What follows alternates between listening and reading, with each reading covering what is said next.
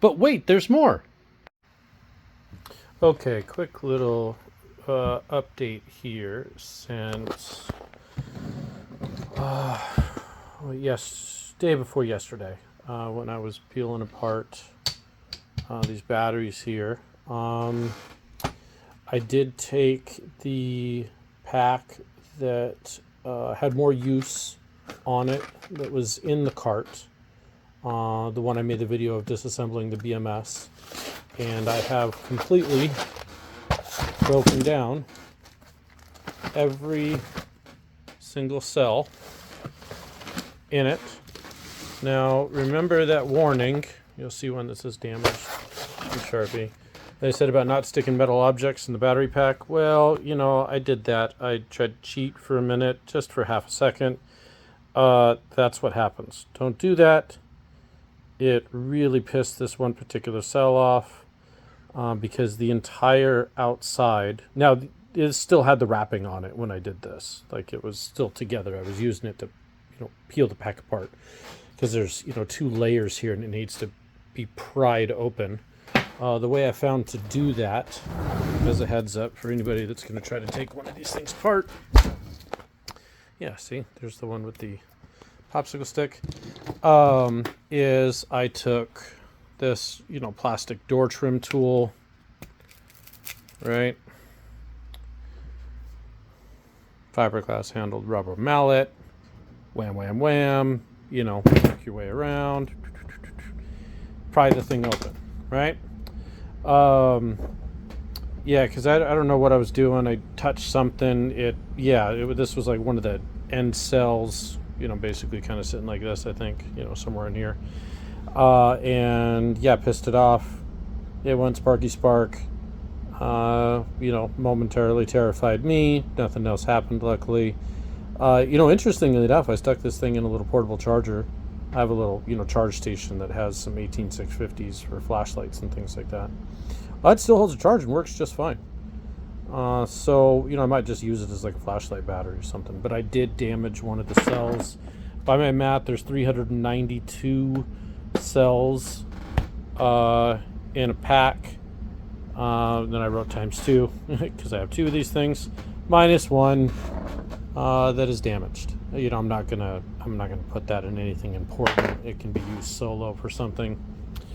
I have like a little e-bike sitting over there. I don't know, maybe I'll build a battery pack for it. I've already upped that thing from 36 to 48 volts. So yeah, I don't know, maybe we'll play around and get rid of the lead acid AGMs in it. But yes, that is just kind of an additional note. Plastic. Anything non-conductive. Do not stick. Yeah, see, this is the one that had that repair done prior. Anything metal in it. I did fully remove the BMS and all the charge lines. I just kind of got to a point with these things, sitting here looking at them going, fuck it. I'm not going to try to re-engineer, basically I'm going to just tear them completely down and rewrap all the cells. Amazon sells this, the kits to, reheat shrink them, basically, and build new packs or something out of them. I'd like to build another golf cart pack out of it if I could find the right BMS that would be appropriate. But the idea of, these things, with the foam and some of the insulation missing, there's not a way to just the foam was a terrible idea. I don't understand. They could have taken sheets of rubber or something like that and decided, and wrapped it, stuck it together to keep these things kind of structurally from moving around. It's not like there was a bunch of extra space inside the cases anyway, for the cells to move. But this idea of just covering everything, and pouring foam into it, just makes them impossible to service and do anything with. If you had a bad cell or a bad something in there, there's no way you can get to it and replace it. You'd literally, these packs they just end up in a landfill, which is terrible, because it was an all-day project stripping that pack down. running the razor knife down the side of them and taking all the plastic off and everything. You know, so that's the update. One is completely torn down.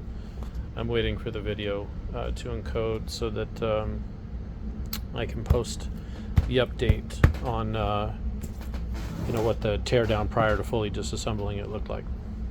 Anyway, okay, so yep, like I said, pack disassembled, no metal objects. But yeah, tools like this plastic one work great. Now, there are a couple connectors, well, one main one, that hold the two halves of the pack together. And what it is this one right here. You know, when you uncover enough foam, you'll see a hard metal connector across here that had, it's either the blue or the yellow wire. I don't know, you can go back to the videos and see it. But one of the non-black wires actually went right on this thing. And that has a bus bar that goes all the way down both sides, you know, tying everything together, and that ties the two halves of the pack together. So it's, you know, basically the two halves of the pack built out flat, and instead of having you know, tin tying these together on the other side and then folding it over, they did like a bus bar and then soldered it together. So this is the two halves of this pack. What I did was I just, you know, stuck this in here, hit it with my sledgehammer, knocked it around a couple spots, and then literally just peel it, rip it open. There is a piece of, you know, that black construction paper. There's definitely foam and other stupid shit down inside of it. You know, you can use this as a chisel. You know, be kind of careful. You don't want to break necessarily one of the contacts and have them start touching something else that's not supposed to touch. Yes, technically this does still have power. I guess at this point, since it's half of it, it would have 24. I don't know, that's a really good question. I have no idea how much power this thing would have. Hold on. All right, so I stuck the meter on it. I mean, I'm one-handed, so let's not get carried away here.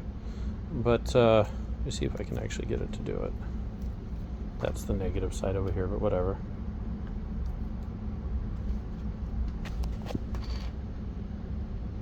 If I can get it to make contact inside the foam. Yeah, I mean, half the pack's still putting out 28.8, just sitting here. Because there's your negative bus, positive buses joined together, or, you know, and then the other side of your positive there. So there you go. You can split it in half and make a 28 volt pack out of it, or 24 volt pack out of it. But yeah, you just keep breaking it down. Usually one side is fairly clean. I think on that one, both of them were kind of gunked up like this, but one side will be a little cleaner. Like that one's not too bad, you know, to clean up and start ripping apart. It's very tedious work to break all those connections. But yeah, that's, you know, that's it there. That's the 48 volt pack split in half. I mean, you get the point from there. You just find a spot. So what I would do is, here you go, here's a good example. You know, find a spot that doesn't have you know, the bridge here, whatever, I'm probably not using the right terminology. Go right here, whack it a couple times with a hammer, you know, the same here, the same here, you know, break sections off, because how they tied this together is it alternates. See how this alternate here, and that's a single row. On this side, this is the single row tied together, so it's a big zigzag in how it's tied together. Break the connections, you know, a pair of pliers like my Nip-X works really good, you know, for like once I pull them apart, you know, ripping the little tabs off. You know, I'll take them over to my grinder, you know, there, and just, you know, hit them real quick to buzz what's left of, you know, some of this stuff off of all these, you know, for when I rebuild them for something else. But yeah, there's half the pack, and the rest of the teardown makes sense from there.